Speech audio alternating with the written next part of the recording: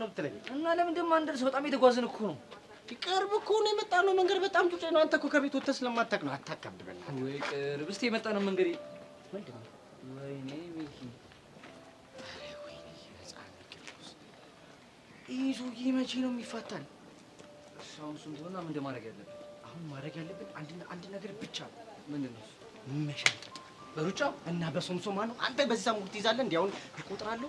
1 2 3 ረጋ ሚኪ አሻ ይያሉ